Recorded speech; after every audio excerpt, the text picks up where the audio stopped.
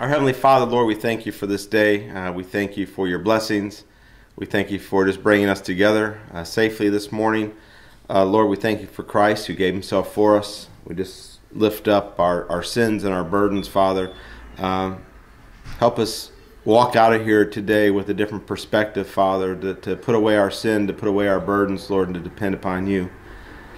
We thank you, Lord, for Jesus Christ who has given us the opportunity to come before you and to speak to you and to have a relationship with you.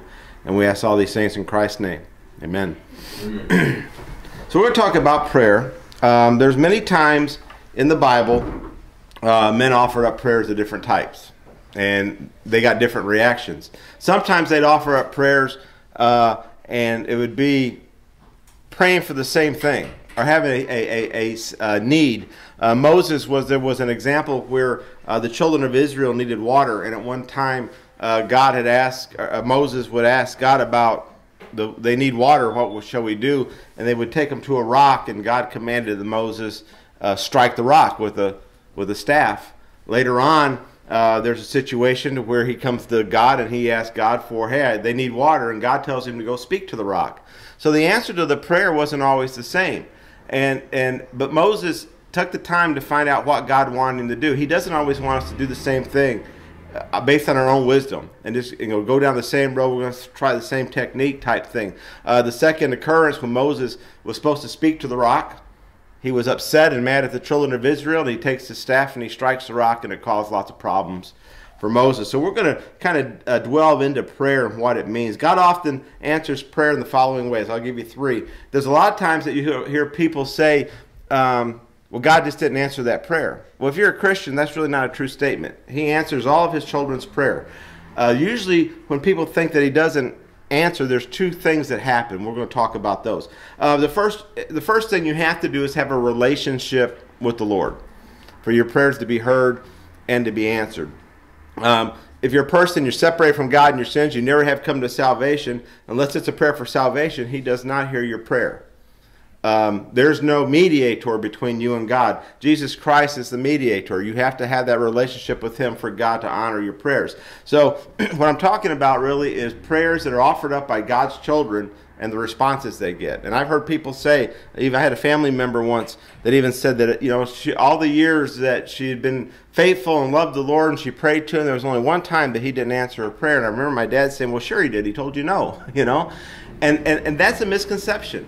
I'm a firm believer that there's no such thing for a child of God as an unanswered prayer. I think there's three answers you get. I think one of them is, yes, you may have it.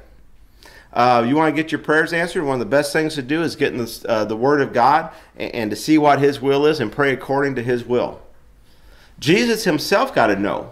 He was in the Garden of Gethsemane and he said, Father, if it be possible that this cup pass from me, talking about that he was about to go to Calvary. But then he followed up and he said, but not my will, your will be done. So when he offered up the prayer, he was actually teaching us something. He wanted the cup to pass if there was any other way. But the final resolution, what he came to within his own soul was, you know what, but whatever God's will is, I'll be good with that. He got the answer that God's will was that he needed to go to Calvary and to suffer things. And so you see that if we are into God's will, we're praying, you get a lot more, yes, you may have that. And then you also get the grace of God to understand the other two answers. If you're into his word and you practice it. One of them is, no, that's not good for you. You don't need that.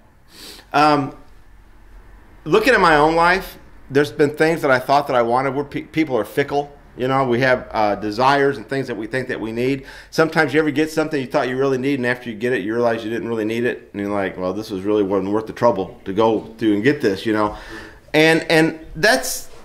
Many times God looks at us, and being his child, he knows us better than we know ourselves. He knows our needs before we even know we're going to have a need.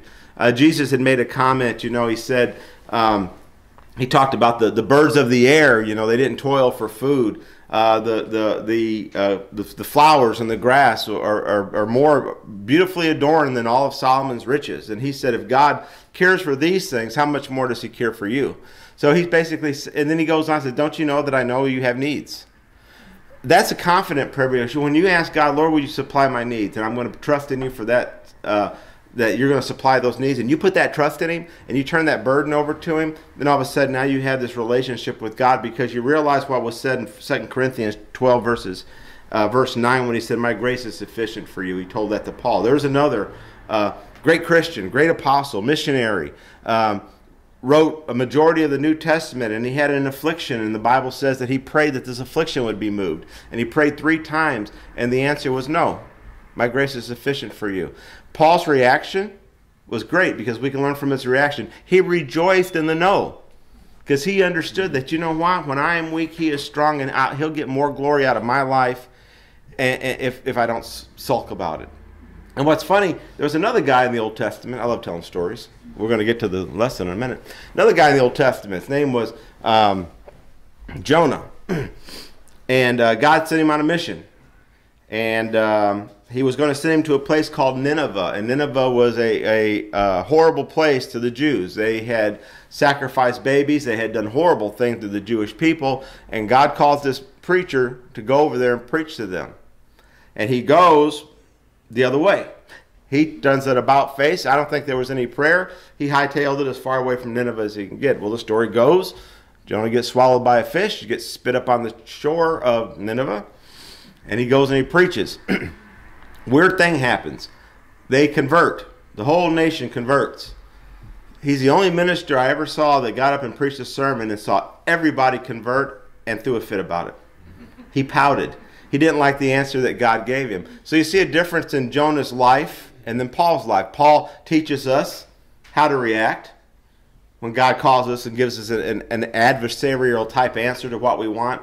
And then Jonah's life is this is how you don't react. Both of them were children of God. Both of them were called by God. Both of them were called to do a great work. Old brother Jonah teaches us this is not how you act.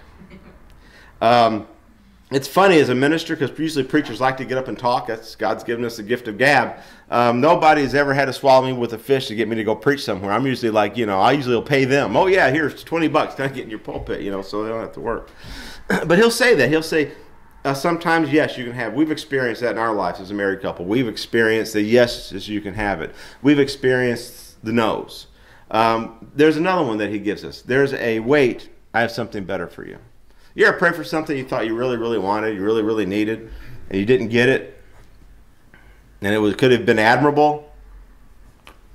It could have been something you thought that would be good for your life, would be honoring to God, and you can't understand, then all of a sudden something different happens in your life, and you look back and say, boy, I'm glad that didn't happen. Yes, sir. Because God, He's teaching us, you need to trust me. And when I tell you to wait, one is to teach you patience, but it's because I've got something better for you. I've got something that in your life will work to bring me more glory. Yes. Oh, all right. I thought we get rolling in here. So what we're going to talk to today is about the wait. And we're going to, next couple of weeks, we'll go into the yeses and the nos also. But we're going to talk about when God tells us to wait. Sometimes God wants to answer our prayer, but the timing isn't right. I can tell you, being saved a long time and being a minister a long time, God does not care about my timing. He doesn't care about my opinion about how things should work. What He wants out of me is a respect toward Him to where whatever He calls me to do, I will answer without hesitation. Yeah, I'll do it.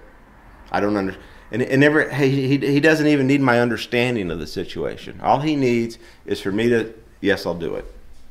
And what happens, if He would have told me some of the things that was going to happen along the way, I would have got so scared I probably would have never done it. Because it's not always easy. So there are times that He wants to answer our prayer, but His timing is not right. You'll find in ministry and things like that, whatever you do or whatever you teach or whoever you're working with, it's really about the person you're ministering to. So a lot of times you witness to someone and you don't think you're getting the effect or something like that. Hey, this person just isn't getting it. What else can I do? And then later on, you might hear years later, hey, this person got saved because another minister, another person, another church member, a friend of theirs came into their life. And then you realize, wow, this isn't about me. It's about doing what I needed to do at the right time because it was on God's timetable. And when it was time to be completed, He completed it beautifully. I've been involved in churches, done the same thing. You ever, if you're task-oriented like I am, and you got to get something done at a certain time? You ever just drive yourself to get something done and get something done, and you push it and you push it, and it's just a total disaster? We live in that age. We have like fast food, fast internet. You ever pull something up on the internet on your phone or on a computer, and if you have to wait more than 5 seconds, you lose your mind? I mean, what's wrong with this thing? This connection's slow, and I mean, you're just going nuts. You ever drive a car, and the guy in front of you is not doing the 85 miles an hour you want to do, and there's a person in the other lane? How come somebody don't pass them and get out of the way? I got to get there, you know? Because you know what? And God is so different than that. God is a step back. Step back, and he even says that. He even says, wait on the Lord. Wait on me, I'll show you some things. So we're going to talk about waiting tonight. He may have been waiting for me to grow spiritually in some areas so that I might be more fully experience the blessings he has in store. I may not be ready at the point in my life when I pray for something and God tells me to wait. I may not be ready to accept that blessing yet. Because as he gives us more blessings, he expects more. I had a preacher, pastor of ours, says that your always attitude. He was talking about giving money, actually, but it goes with everything. But I remember he always said, you always give to get, to give, to get, to give, to get, to give. Always in on the give. And it always made sense to me. And if I pray for something in my life and I really need it and God tells me to wait, it may be that, you know what, Scott, you're just not spiritually grown enough to fully experience the blessings I have in store for you. You need to wait. Because I want you to experience what's going on. I want you to feel that blessing. Go to Ephesians chapter 1, verse 3. One thing in our life, from children all the way up, that we do not like is a wait answer. I mean, we just don't do well with wait. In Ephesians chapter 1, verse 3.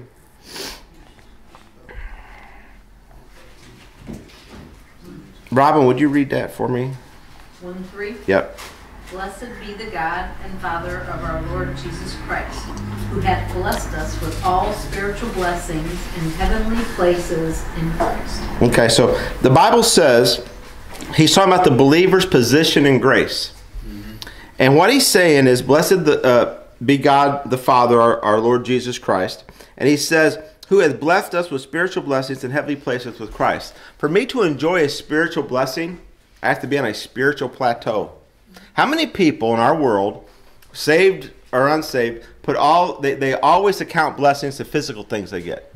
Got a new car, got a new job, got a raise. You know, those are good things. But those pale in comparison to the blessings the Bible's talking about spiritual blessings. And if God tells me, Scott, you need to wait, it could be because I am not spiritually ready to accept that blessing. And I'm going to tell you, too, through years, and like I said, of going and hearing, I've heard a lot of waits from God. Because I'm a task-driven, got to get it done, got to get it done, got to get it done. And I mean, I've had him pretty much put brick walls in front of me until it hurts that I don't get it, you know. You would think if you have a brick wall in front of me and you keep whacking your head in it that you'd finally stop, but it took me a lot. That's why I'm kind of demented the way I am. Yeah, that's why I had. See, look, Sandra's got the same problem, you know. So, but you know what he's doing? You're not ready to enjoy the spiritual blessing I have for you. And you need to enjoy it and you need to experience it because you need to be able to articulate what that is so people stop putting confidence in things of the world. Mm-hmm. We have a divorce rate in this country of 50%, maybe more than that now. The church, this is amazing to me, the church, who are supposed to be God's people, the divorce rate in the church, guess what? It's about 50%. That tells me that the biggest spiritual blessing that God's given a man and a woman, marriage is a spiritual blessing. It's a spiritual bond, done right. You stand up, I love people that want, I've done weddings. People want a church wedding and then you don't see them ever, other than the wedding. And we've counseled people. And I've asked them, how much time have you put into the marriage? Have you put the same effort that you put into the wedding? That you know, to what's going on after this? Mm-hmm. But the 50% divorce rate in the church tells me that one, and people would say, oh, they can't say that, you know, that's not right. They weren't ready to get married in the first place. Mm-hmm. They weren't ready to accept that spiritual blessing from God, and to the point they got it before God and made a vow. Do you wonder how come kids suffer through divorces? Do you wonder how come families suffer because of divorces? Because they weren't ready to accept that spiritual blessing that God was going to give them, and they made a vow before God.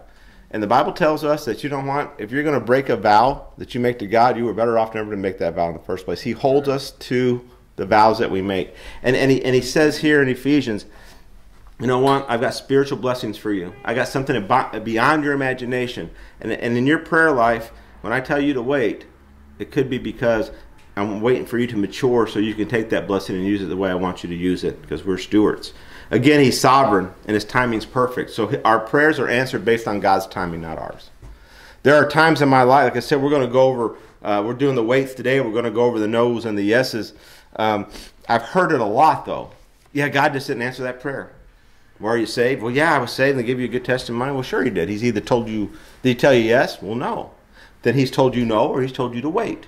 Right. We just don't have, we want the yes. Like I said, that instant gratification. So the Bible gives us really good examples of what happens when we do wait on God and answering our prayers, and what happens if we do not wait on God. And one of the best stories for this is in the life of a man named Abraham. If you go to Genesis chapter 12, we're going to read about Abraham and his situation. I'm going to have Nick, if you would read, I said Abraham chapter 12. If you would read Genesis chapter 12, verses 1 through 4 for me.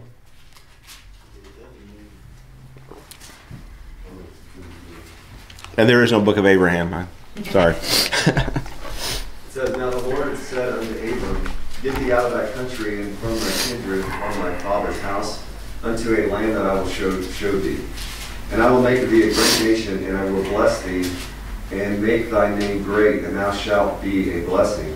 And I will bless them that bless thee, and curse him that curseth thee, and in thee shall all families of the earth be blessed. So Abram departed as the Lord had spoken unto him, and Lot went with him.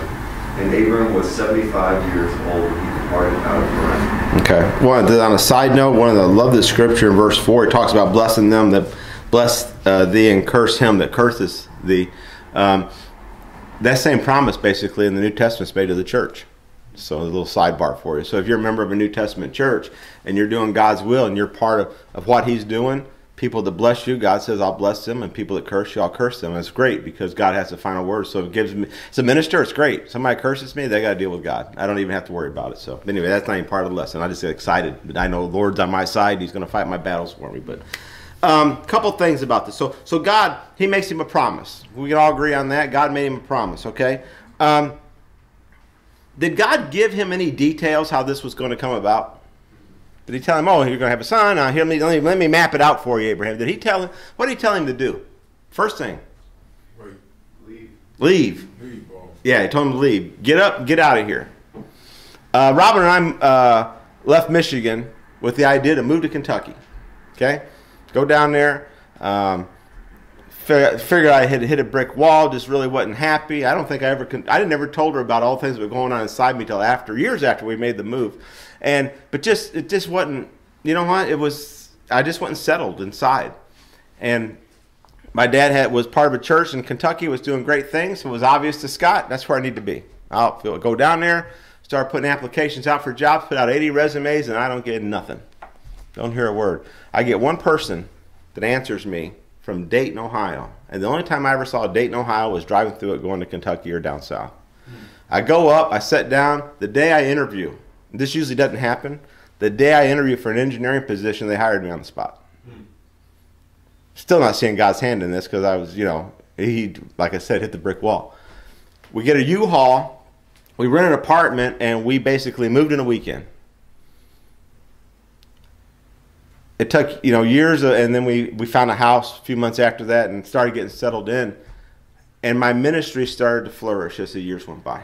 Started working with college kids and youth and coming down here. And even before Andrew and I met, and God just blessed. After I left Kentucky and accepted the job here, I started getting calls for interviews in Kentucky. So God, it was kind of like the same thing. You need to go. I'm not even going to tell you where you're going, but you just need to go. I went to Kentucky thinking that's where I needed to be, but God put me where I needed to be. My dad said this once because he always had talked to young ministers, especially missionaries. Lord, I just don't know where I want to go. I don't know where, I don't know where the Lord wants me to go. My dad always tells him, you know what, you just start ministering. God's big enough to put you where he wants to put you.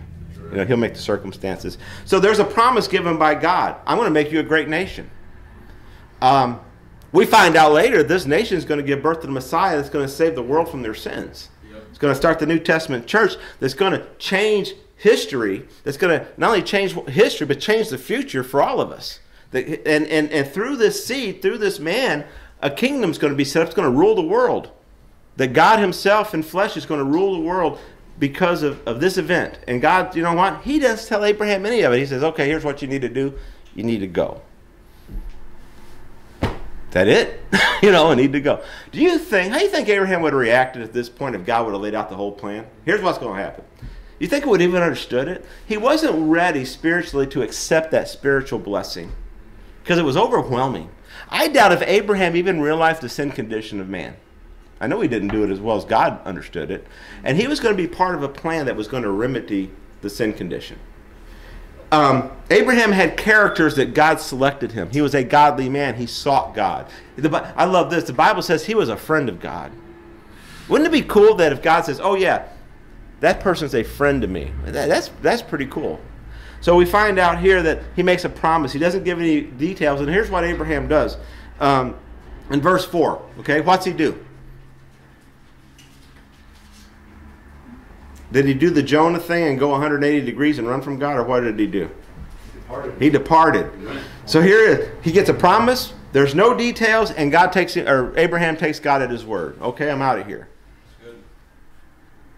Boy, there's a lot of preachers if we just do that. Yep. I've looked back at my life, and when I've tried to help God, bad things happen. Disasters.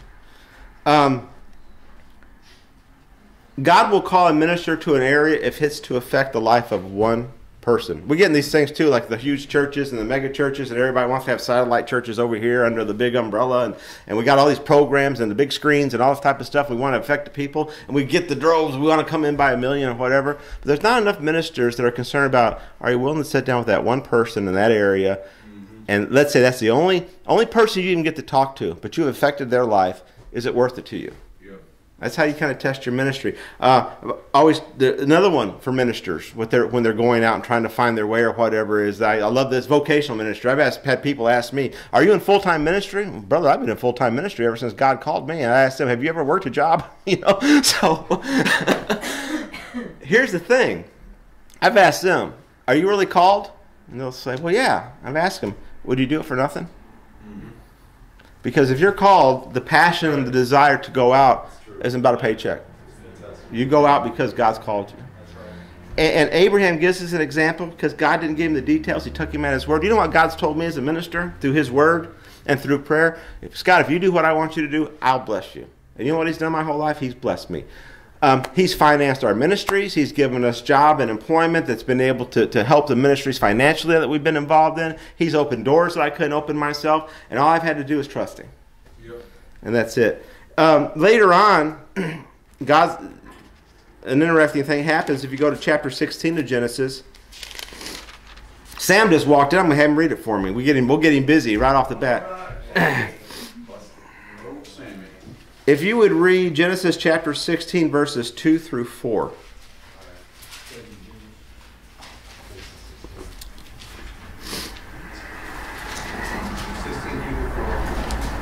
Yeah. And Sarai said unto Abram, Behold, now the Lord hath restrained me from bearing. I pray thee, go in unto my maid. It may be that I may obtain children by her.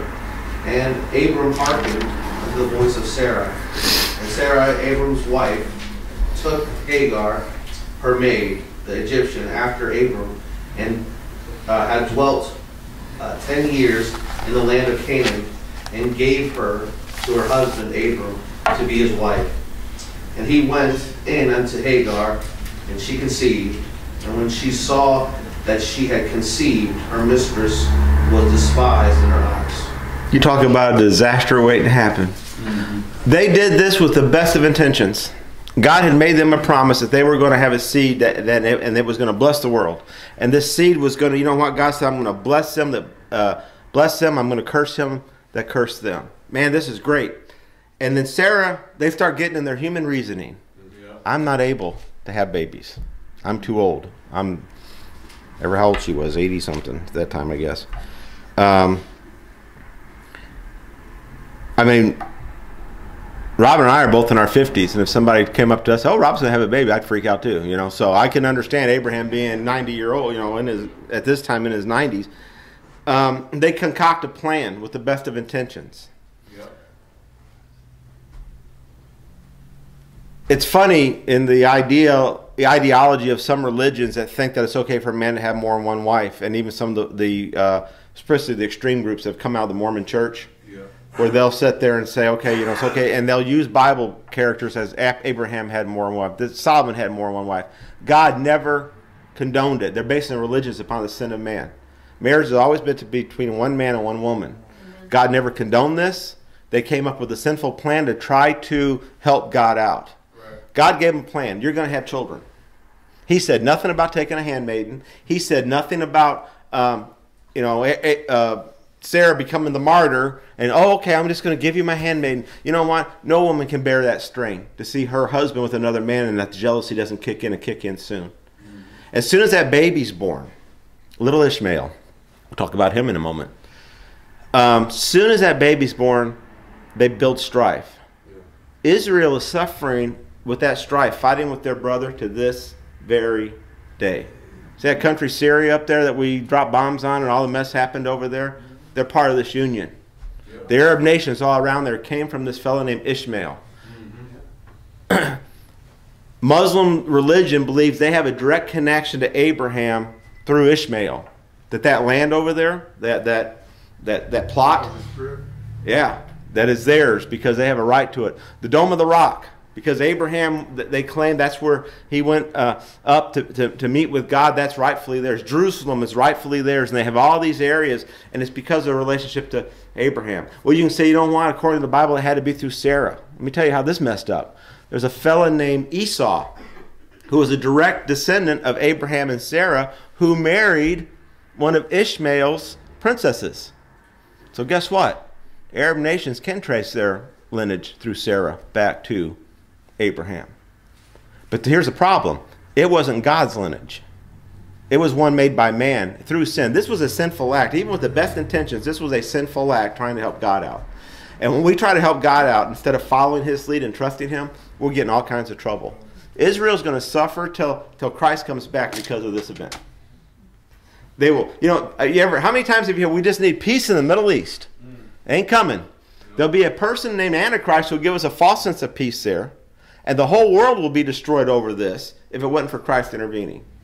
Peace will happen in the Middle East when Jesus Christ comes back and fixes this. Yep. He's the only one who has the power to fix this. Ishmael is the son of Abraham. He gave birth to the Arab nations that we know and that basically surround Israel. They've been trying to kill the Israelites even going back to the Old Testament times. And it was all because of good intentions.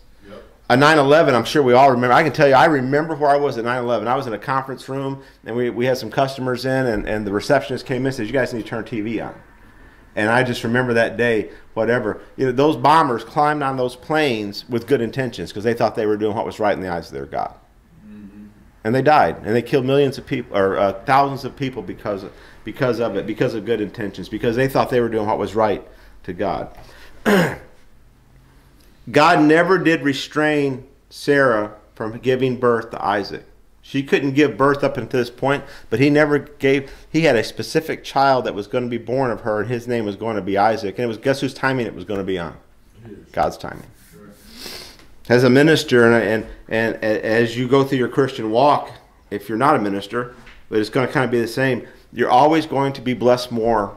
And you're always going to have more growth in your life if you do things on God's timing. Teaches you patience.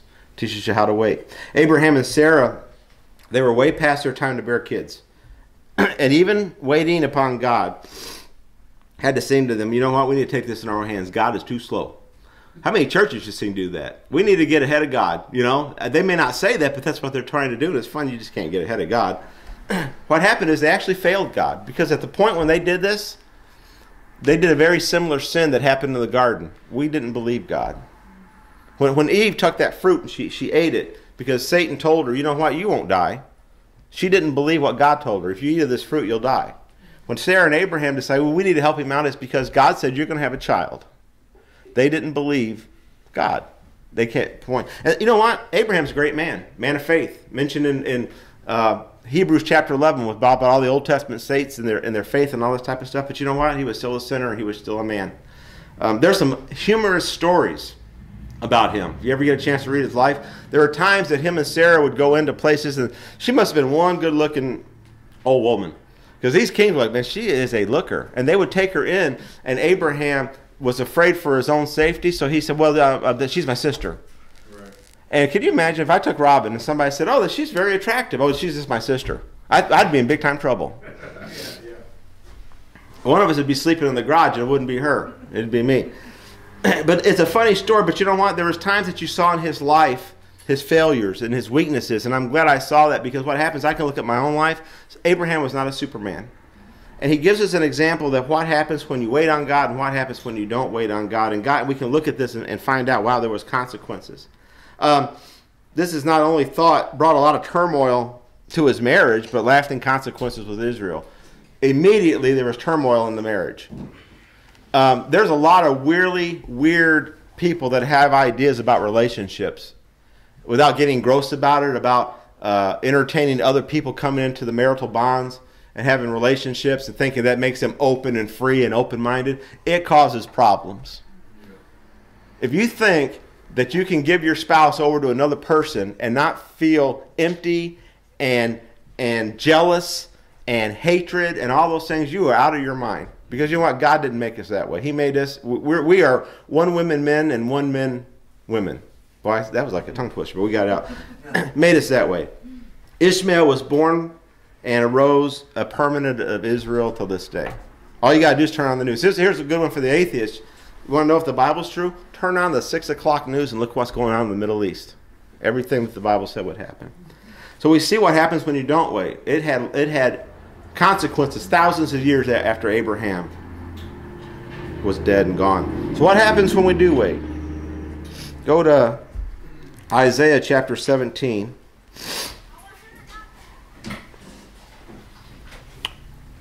Getting up, I want to set this up a little bit. God had told Abraham that he messed up. He lets him in on his plan a little bit more. And what's funny, he says, you're going to have a child, and it's going to be with Sarah. Do you understand? And the Bible teaches that Sarah laughed. Yeah.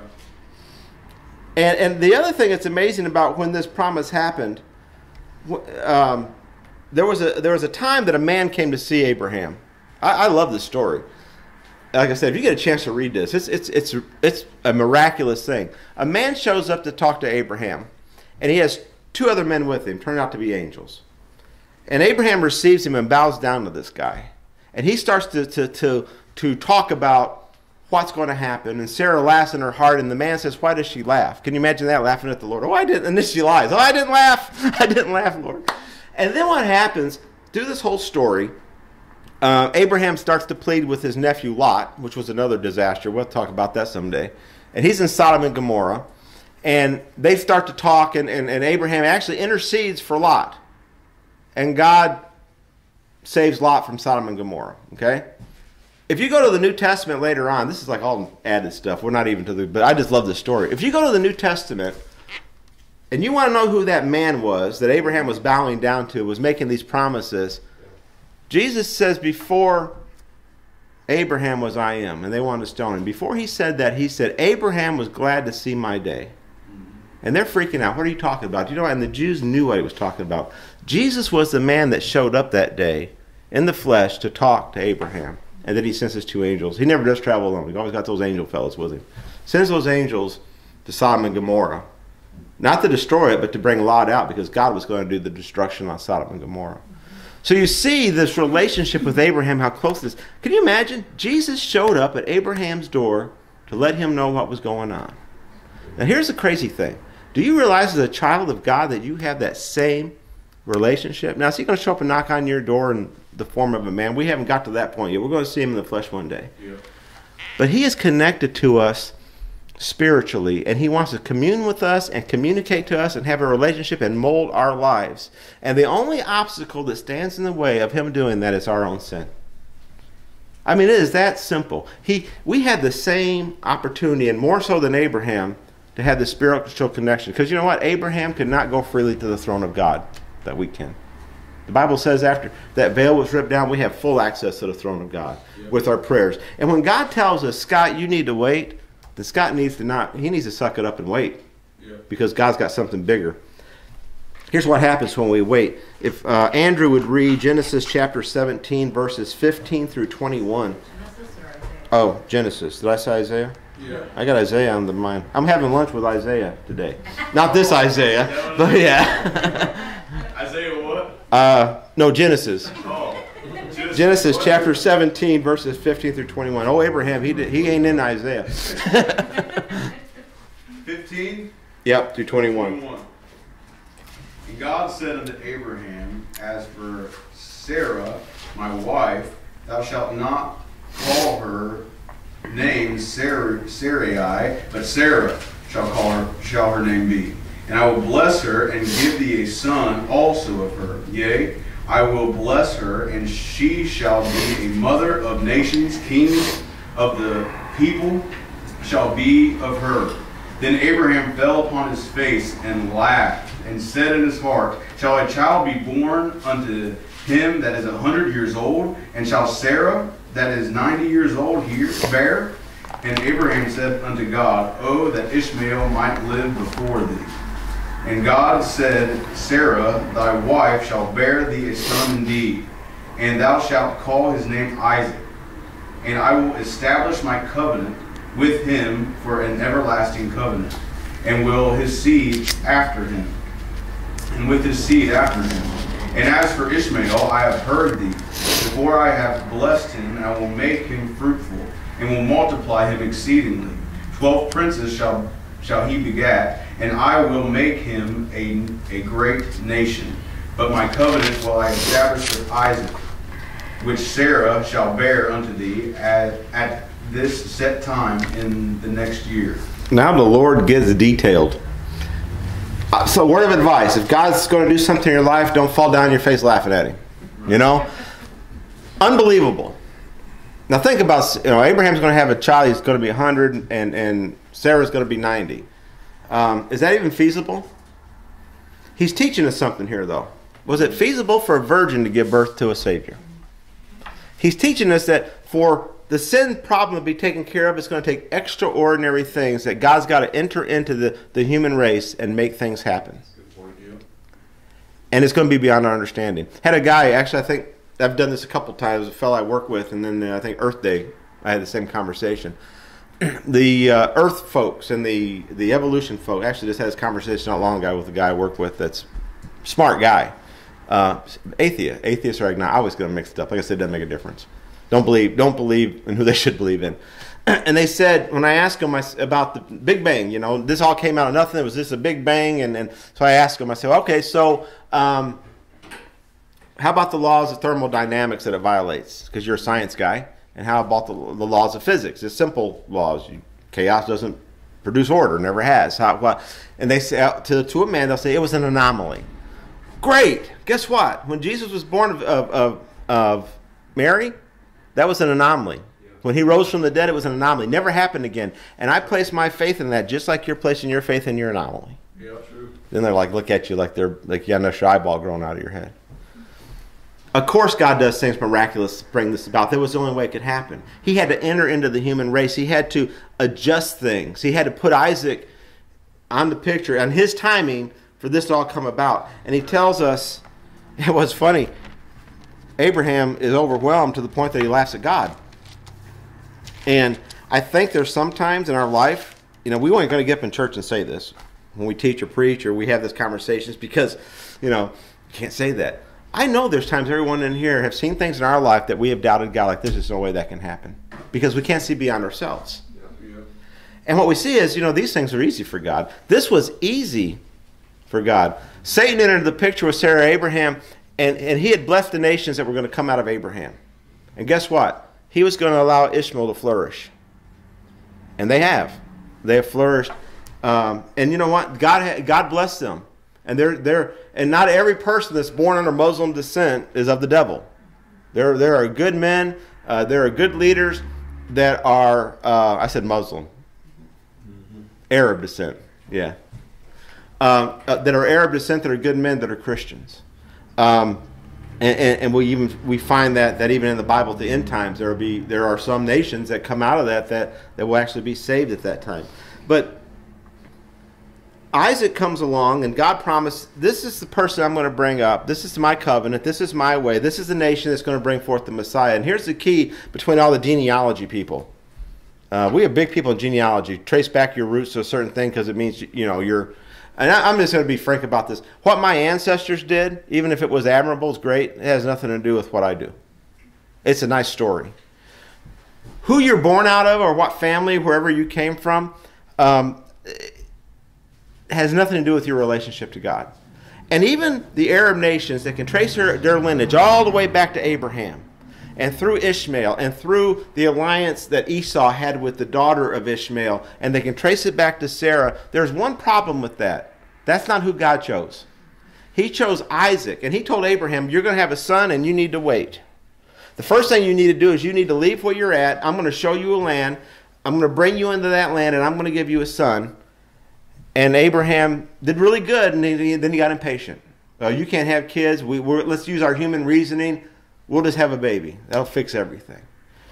And what happens when they do wait is Isaac is promised, and he's going to be promised to bring a Messiah through that lineage. And here's the thing, too, about wanting to destroy the Jewish nation.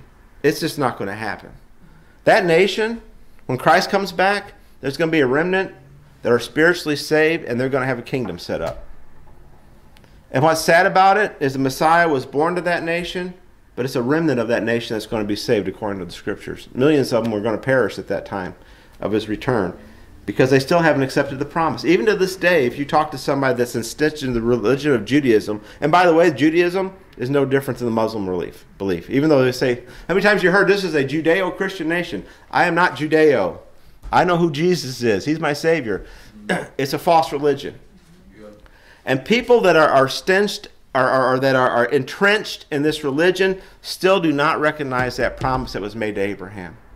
When Jesus came, and it was there before them, it wasn't good enough. And they rejected it. So we see that if they wait, and Isaac is promised, we do it God's way, everything works out to God's timing, and everything works out. We do it man's way or Abraham's way, and we have Ishmael, we have huge problems. Jesus Christ has promised that he is going to return. He's commanded us to watch and pray. I love that. Watch and pray. Yep. Pray for my coming. What he doesn't tell us to do, you've had these apocalypse doomsday preachers. Even some guys that try to do events to try to usher in the Messiah. No different than what Abraham's trying to do. Watch and pray. I still have work to do here. I have a New Testament church. You need to be busy and working through a New Testament church to bring others to a saving knowledge, because I'm coming, and when I do come, some people it's going to be too late for. Watch and pray and wait. We're right now as a New Testament church, we're waiting on the return of our Lord, but you know what? It doesn't mean that we're impatient. Oh, he's not coming. I wake up every day hoping that he does, but I'm thankful for another day he's given me to witness and to bring somebody else to Christ. That's right. So a few things about waiting. When God tells us to wait, it brings about a few things. It brings about temperance. Temperance is self-control. When God tells me, when I pray, and I pray and he says, Scott, you need to wait. You're not ready for this. It teaches me self-control. It should have taught Abraham that instead of going out and trying to help God. It's going to teach me patience.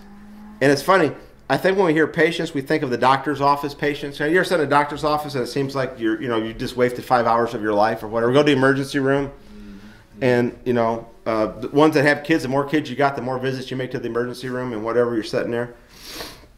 The Bible patience isn't talking about that. It isn't talking about, I got to wait. What it's talking about is that you're under a heavy load and you're willing to shoulder the burden.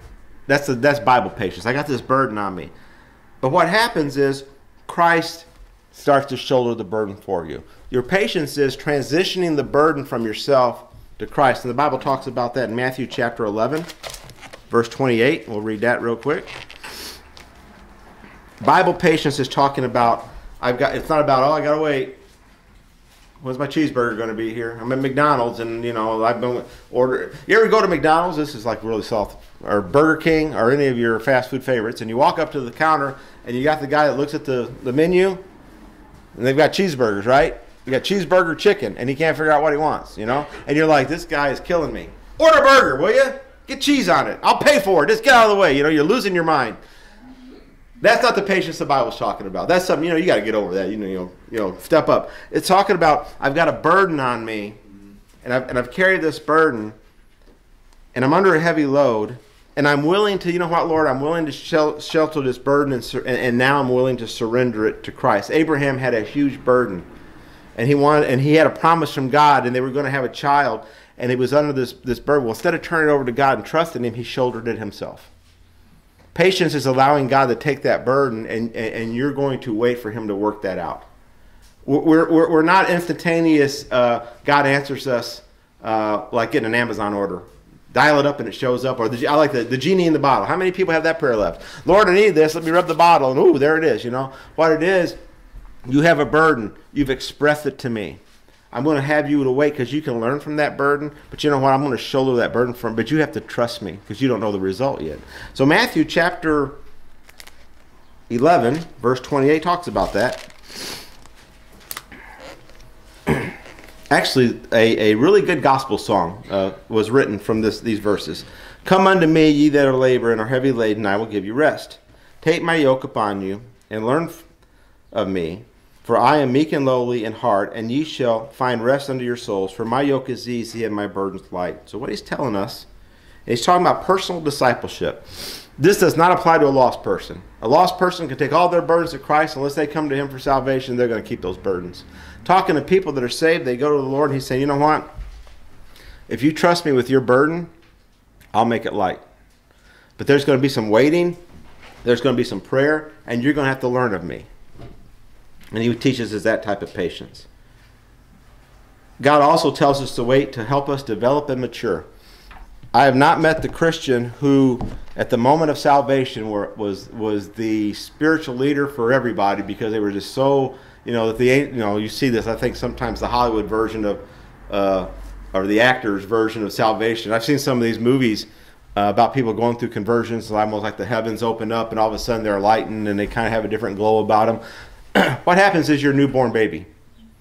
You're born again, you're made new, you had this sin burden lifted away, and now you start to grow. And through this idea of prayer, and this is one thing the Bible teaches as a new Christian, you need to read your Bible, you need to study, you need to serve, and you need to pray.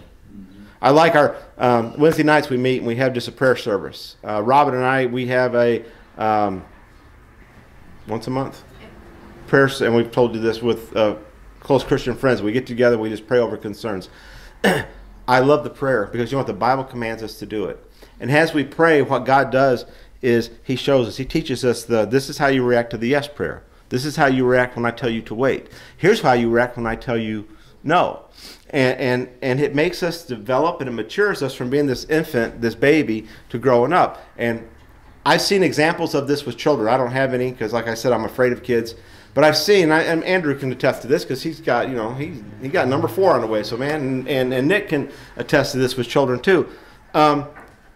The things when you tell your kids no, or you tell your kids that they need to wait, is helping to develop them so they learn how to wait, how to be patient, and how to mature.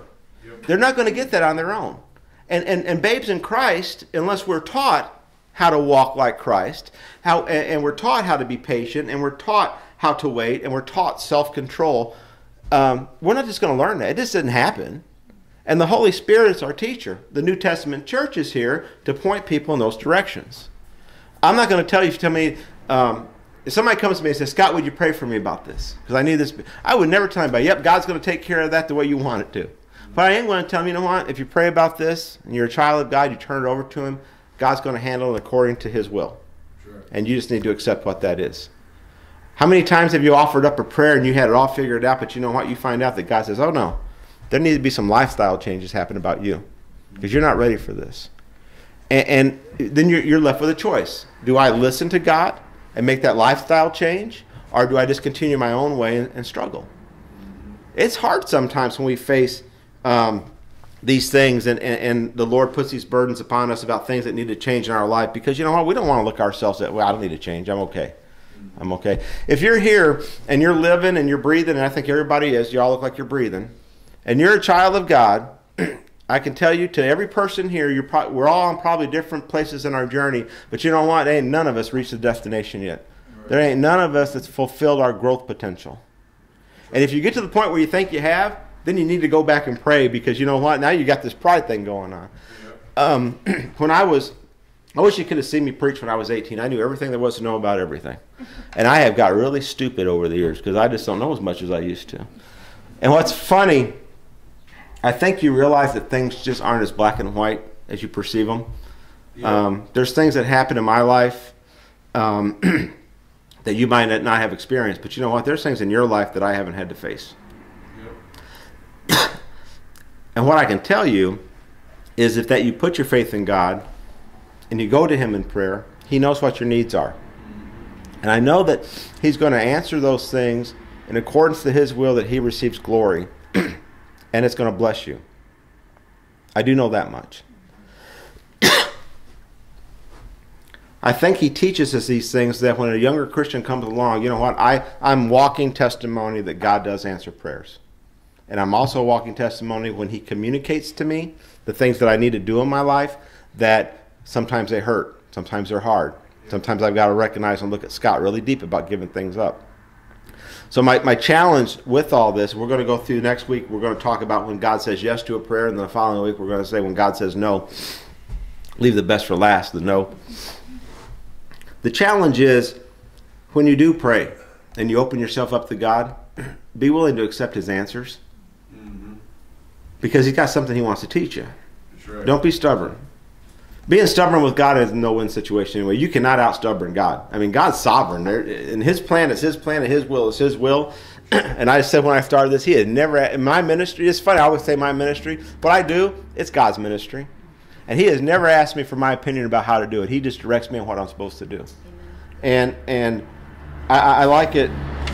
You know, I understand that people take personal interest in the things they want to do, whether it be their church or their ministry, and we use that word "my" a lot. Like, you know, this is my church. Not really. It's the Lord's church. That's right. He's allowed me just to be here. So my challenge is, as you pray,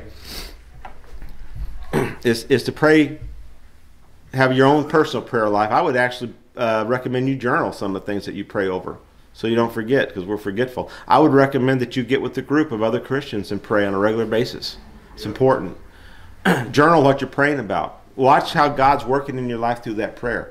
And then accept what His answers are going to be. Yep. If He tells you no, great. He told the Apostle Paul no. Jesus in the Garden of Gethsemane, Lord, I pray that this cup pass from me, but not my will, your will be done. Well, the cup didn't pass from him, but Jesus was willing to accept the will of God over His own personal desire.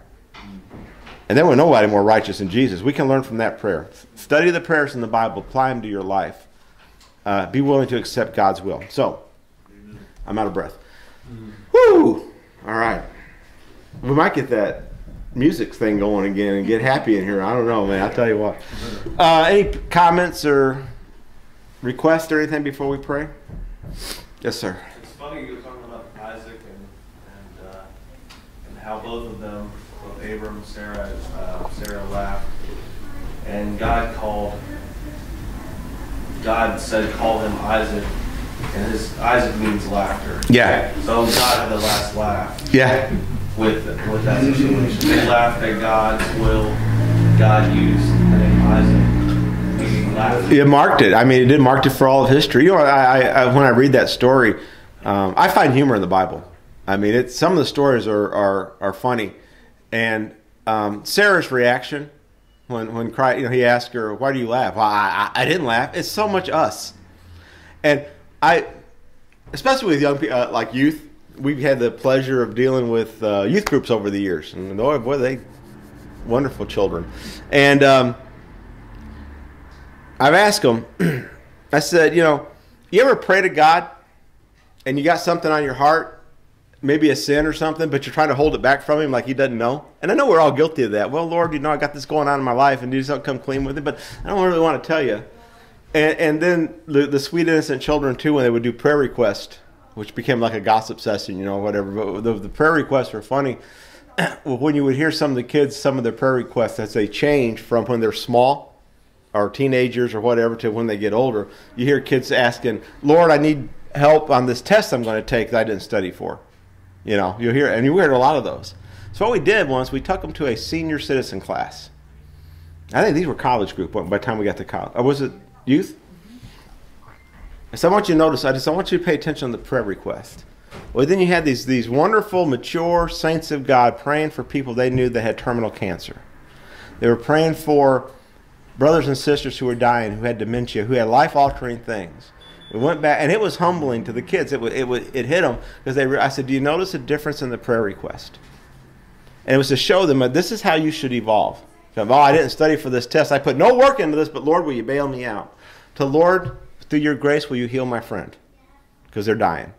And you hear that, and the great thing with Isaac, like you said, what his name meant was Sarah and Abraham. I thought to me was what was wonderful in this story was, I think sometimes we get this idea that if we make one wrong step, God's going to abolish us from this. Good thing He doesn't. Their laughter did not detour God's plan, and like you said, He got the last laugh in it. It's like y'all are going to have a baby, and that baby's coming, and He gives them that date, and it's coming next year. So get the nursery ready or whatever.